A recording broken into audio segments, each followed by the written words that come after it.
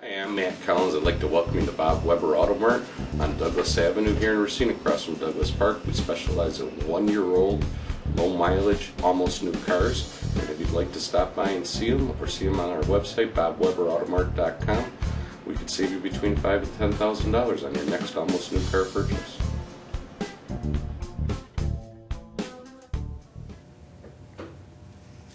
Welcome into another edition of Sports Junkies. I'm Sparky Fifer from the Wendy's Big Show on Sports Radio 1250 WSSP. He is Gery Woelfel of the Racine Journal-Times.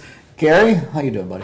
Good. Did you take in a high school football game on your little jaunt to Nashville over the weekend? No. I mean, did you feel like you had to have Friday Night Lights as a part of your life? But I know where you saw your Friday Night Lights. Yes, in what's their main street down there? Nashville, Tennessee. What's their party street? I don't know.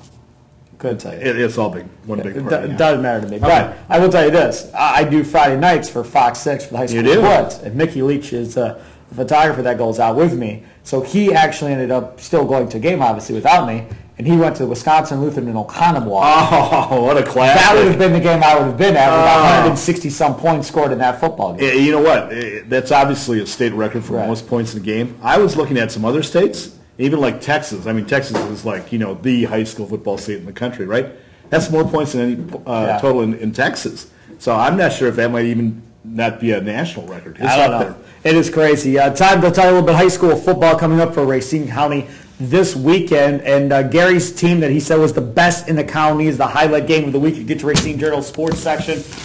I got it right here, Racine Journal Times Sports section. And you can read up on all of them. On the front, it's StCat and Catholic Central, your featured matchup. Catholic Central starts off slow, but in typical fashion like they do every year. They get better as the season goes on and are in prime form by the time the playoffs get here to make their run in the postseason. StCat's, on the other hand, has been solid all year long.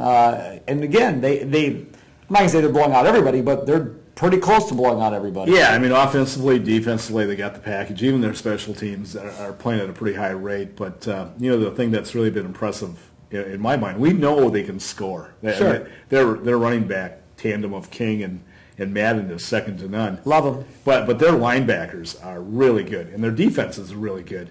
I think Jose Ramirez has 9 sacks already this season, which is a lot. That's awesome. And I think McDonald has 7. I mean, you get 16 sacks from 2 of your guys on defense, you got a chance. They attack you. I'm pretty sure it was last year. Time flies so by fast. I think it was last year. I was at Burlington Catholic Central when they played StCat's last year. I was at that game last year. And this year the game is at StCat's. I'm taking StCat's to win this one. I just think they're too talented. Oh, so do I. I think Tom Aldridge has done an amazing job again. They lost their first 2 games, first 2 games and 3 of their first 4, I think. They've won 2 straight now against, suspect competition. But they are coming together, and that's so typical of Coach Aldridge's teams. Other games to look at: Kenosha, Bradford, at Racine, Horlick. Bradford not good. Young coach Matt Rizzo, that team has struggled this year as expected, losing a lot of seniors from last year's class. Racine, Horlick has had the issues with Rickey Neal at quarterback through injury and otherwise. Not anymore. Well, he is back, and he came back very, very impressively last Friday night against Park. By the way, Park is not good. No, I don't care who beats Park. It doesn't count. You know what? It doesn't count. It's like Horlick girls basketball. It doesn't count. Well, we'll see. We'll see how things change. Bradford girls basketball is equally as bad, if I remember correctly. 2 things from that game, though. Okay, 1, Rickey Neal. First thing I talk about when he comes to me, or he talks about to me, is I love Junkies. So Rickey Neal. We're on the Rickey Neal bandwagon, okay? And he said, "What about that other guy? Is he a nice guy?" I said, "Are you kidding me?" I said, "It's like pure torture." Right. That's great. I go, if they didn't pay any big bucks to do this show with you, there's no way, Right, exactly. But Neal looked great, I mean, you can just tell that team is night and day. He can run the ball, he can pass the ball. Opening drive, he made 2. He made a sensational cutback run for it was a touchdown. But then the moment of the game, though, is that they're up, I think, 38-6 or 48-6 with a couple minutes left to go. Horlick throws a bomb, and basically all purgatory broke loose on the park sidelines, and then afterwards, let's say Dennis Thompson didn't extend greetings to Coach Fletcher. It wasn't pretty. Well, again, I saw something, not to the same degree, but similar happen between Catholic Memorial and Waukesha South 2 weeks ago. Okay. The last Friday Night Lights game that I covered for Fox 6. And Catholic Memorial was up by like 30 or 40 points in the fourth quarter. They go for it on fourth down. There you go. And score a touchdown.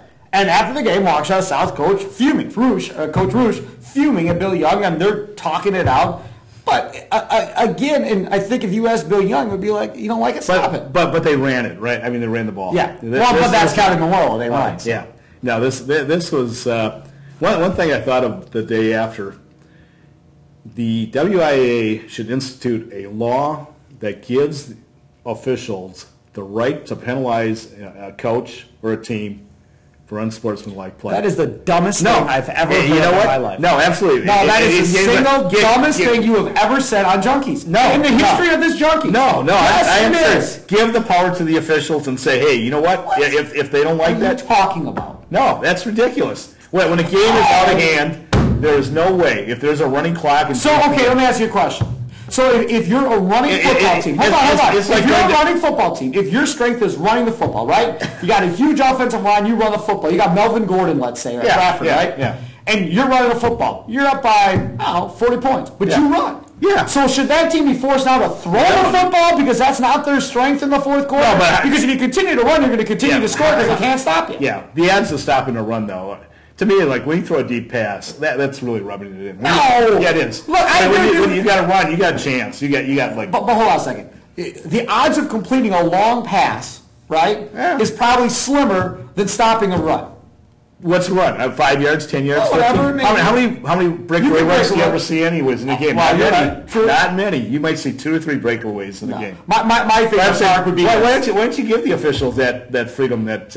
I don't know the history between Horlick and Park in the last 10 years. It's going up now. But I'm guessing over the course of time, at some point or another, Park ran up the score on Horlick too.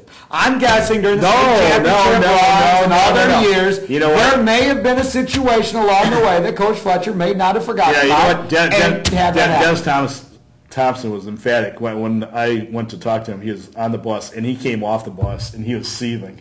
I mean, that's the first. I didn't even ask him a question. He just went off on his rant, and he goes, you know what? When we had Clay, when we had Moss, we never did that. Oh, that's fine. And so, I mean, let's say intercity rivals are always fun.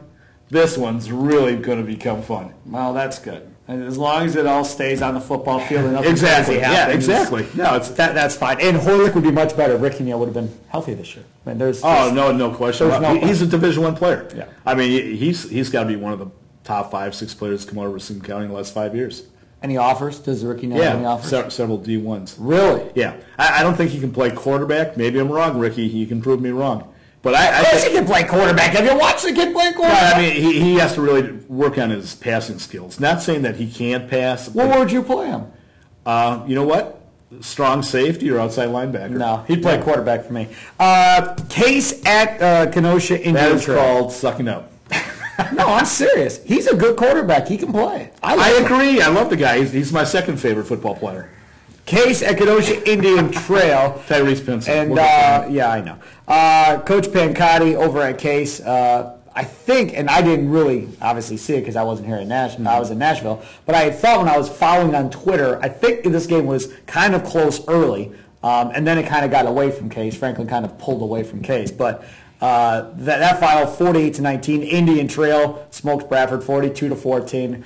I love Coach Pancotti, as you well know, but they don't have a prayer in this game, I don't think.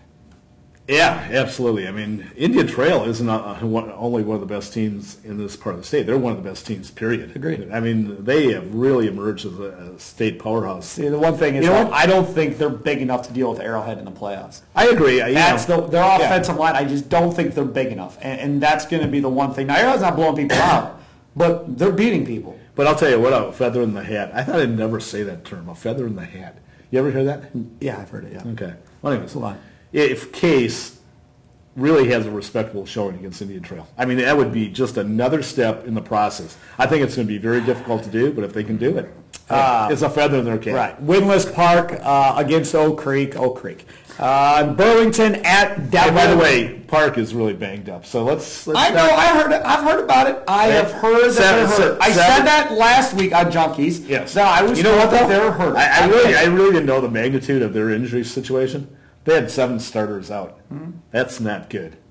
Okay, but they're not going to beat Oak Creek. What does that change? I didn't say it would. I just brought it up as a comment, and you jump on me for something innocent, something innocuous. Gery Woelfel. That's what we should call you. Burlington at Delavan Darien. Another matchup. Burlington here, 4-2, and even though they got off to a fast start and slowed down a little bit here, they're still a pretty good team. I used to cover the Comets when I was a sports editor at the Delavan Darien. Westosha Central at Waterford, another game here. Westosha Central and Park. Let's see that game. Which one? Westosha Central and Park. Neither have a win. Let's see these two play so somebody can get a win. Oh, Park would win. Next, Waterford takes out Westosha Central. We're in the 2-minute warning here. Union Grove at Elkhorn. And Elkhorn comes in at 500. Yeah, Union Grove is actually, their record won't show it, but they've actually had a pretty nice season. They've been competitive. They could have probably won 1 or 2 more games. And they're 1-5. I know, but if you go back and look at it. You can't say with a straight face anybody's had a pretty nice season at 1-5. I just showed my straight face. The Bucks had a pretty good season. They won 20 games, but they were in most of them. Stop. Racine Lutheran at Thomas More. So you don't believe in competition, huh? It's all about the bottom line. Yes. Okay. Wins and losses. No. There's circumstances in which competition is very good, even if you come up short. You are out of your mind. Racine Lutheran at St. Thomas More. They don't pay me. They might not pay me enough to do this show for you. No, we'll bring Rickey Neal in. Rickey calls with me. St. Thomas More 5-1, 3-1 coming in. They take out Racine Lutheran this week. Thomas Moore's at home. Oh, Thomas More is in first place. Yeah. So I would assume that's going to be a pretty easy game for Thomas More. But I do like the direction that Racine Lutheran is headed. He's Gery Woelfel. I'm Steve Sparky. Fifer, that'll do it for another edition. Producer. Executive producer. Oh, executive producer. We're going to put Rickey Neal back there pretty soon if he keeps this. He's not sleeping this week. That's a positive. There you go. He's Gery Woelfel. I'm Steve Sparky. Fifer, thanks for tuning in to another edition of Sports Junkies right here at RacineSportsZone.com.